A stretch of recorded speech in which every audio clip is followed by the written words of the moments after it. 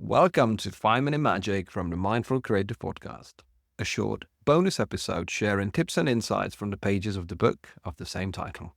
Every week I'll be sharing 1 or 2 ideas that can give you an actionable takeaway for your creative process, your work, your business, or just food for thought for the weekend ahead. These episodes share content from the audiobook, and you can find the link to the full version in the show notes below.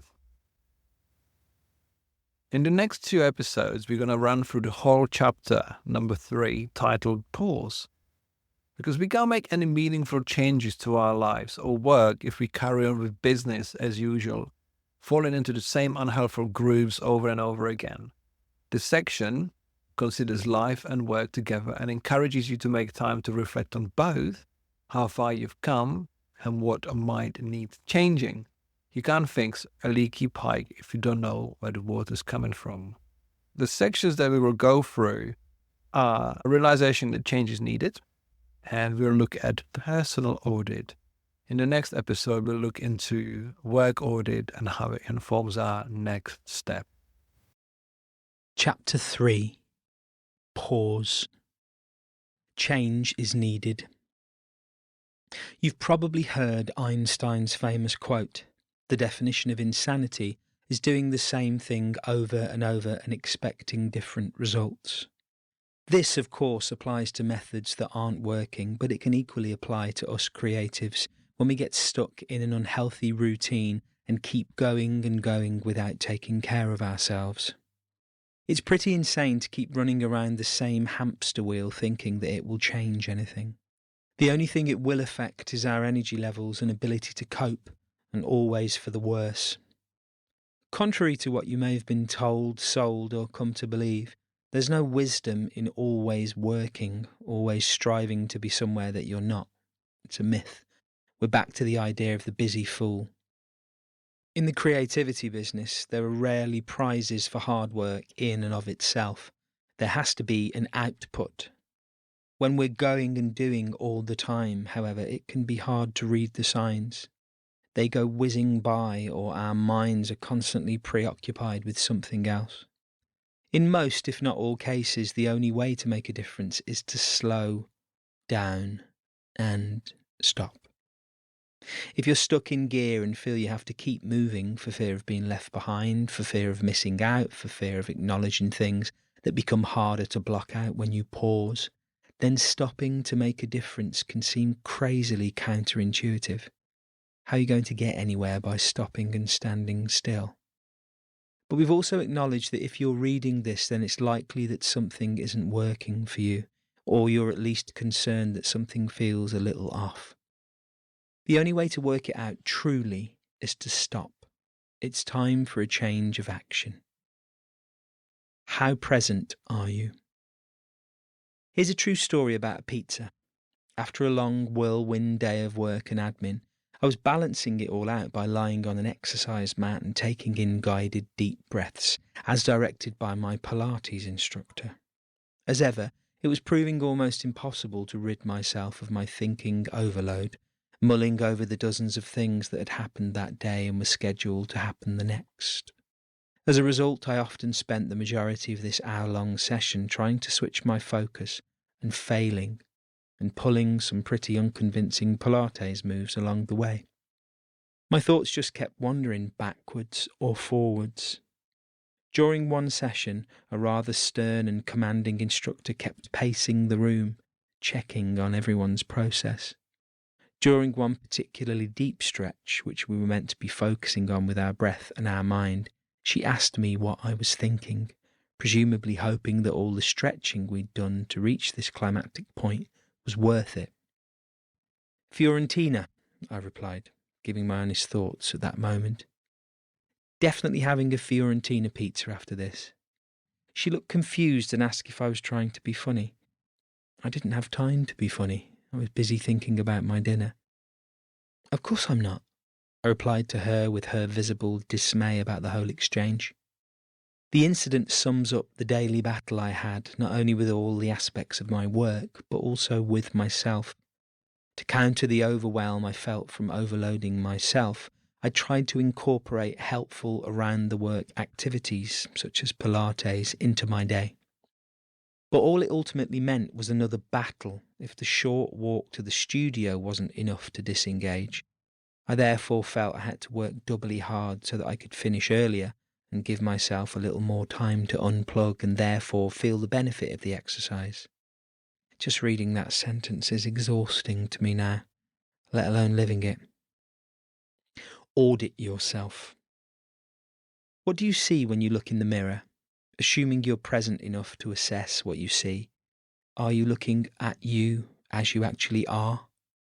Are you seeing who you want to be? What you lack? Are you seeing someone whose identity is so enmeshed with their work and their creativity that those things are no longer separable? As creatives, we can feel ourselves deeply connected to our work. And of course, our most authentic work always has something of us inside it. But just like it's important to stop, it's also important every so often to untangle ourselves and our process from our output and look objectively at both. Are you defining insanity by doing the same unhelpful things over and over again? The first thing to audit is your lifestyle. That way, you can gain an understanding of the mindset that you approach your creativity with.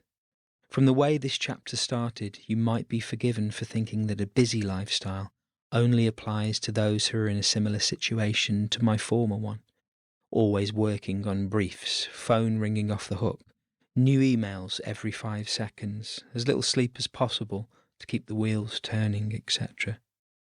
But if we remember the anxious anxiety of the previous chapter, we realise that we can find ourselves stuck in unhelpful, busy patterns at any other stage. For example, you might be struggling to find work and clients, definitely the ebb end of the ebb and flow of professional creativity, and either be doing nothing but worry or still moving at the same rate as when you're busy, still going through the same old motions, content mills, sites where you pitch and bid for work as cheaply as possible, do an unpaid sample for us, etc., that are keeping the wheels spinning but getting you nowhere. You might be anywhere between dead and overrun as far as work is concerned, and be equally consumed by ambitious anxiety. You're still not where you want to be or feel you should be. Others have more high-profile, better-paid, interesting work than you. This might lead you to make poorly thought decisions that waste your time and your money, particularly if you're desperate to find work. It should hopefully be clear from looking at all of these very different situations that they're all screaming out for the same answer. Stop! It's vital that we as creatives make the time, preferably before we crash, to step away from our lifestyle, stop hammering away at the coalface, and create some space between us and it. The view is so much clearer when we can get up high, above the imposing buildings and smog of our everyday tasks and worries. Then you can see what is working for you and what is defining insanity and begin planning to make changes accordingly. So far, so inspiring, but also vague. What does auditing yourself actually look like? It's really pretty simple, as long as you're honest with yourself. The first practical step you can take in a lifestyle audit is to keep a record of your days. Note down what you do and how long it takes you. All of it, including time spent getting distracted by social media, looking at the news, playing games on your phone, giving time to tasks that slow you down or add to your workload, etc. Keep a food diary. This isn't implying that you need to diet, but sometimes we can eat less healthily than we think, simply because we don't notice or we think we'll compensate for the takeaway, complete lack of food the next day, without realising that we do the same thing 3 days in a row. If you feel like crap after eating food, the answer is often in the takeaway box, and what we put into our bodies can really impact what happens in our minds. Over the course of a week or so, note down how much time you spend socialising, how often you go out, as in spend time outdoors, what exercise you get, how much time you spend on your mental development, reading, learning, etc. Did your cognitive overload and long hours of work make you feel socially awkward and anxious? Keep a mood diary. Note down how you feel throughout the week. This will help you to get an overall picture of where your mind is at. Negative thoughts tend to cloud our judgment and often override the happier moments. Ask your friends and family how they think you're doing right now. An outsider view can provide you with a valuable perspective. After 7 days of this, you can get a realistic idea of where you are right now. You can even structure it into sections or columns covering work, general life, admin, play, and rest, giving you a clear visual idea of how your life is divided up. Finally, calculate how your time is spent in percentages. For example, work 75%, life 15%, rest 10%, and you will quickly see how your scales require rebalancing. If you're finding you're spending an unhealthy amount of time on work, or equally an unhealthy amount of time doing everything to avoid work, then this is an ideal time to observe your thought processes as well. You may have already noticed them as you've kept a record of your day. Are there any strong or negative habits? Is there resistance to change or resistance to stopping or to doing? Do you head for social media as a way of avoiding dealing with these thoughts? School teachers are fond of saying, if you cheat in an exam, the only person you're cheating is yourself. And the same principle applies here. There are no prizes or plaudits for having or pretending to have a healthy, balanced lifestyle and mindset. The only people who gain or lose are you and those around you.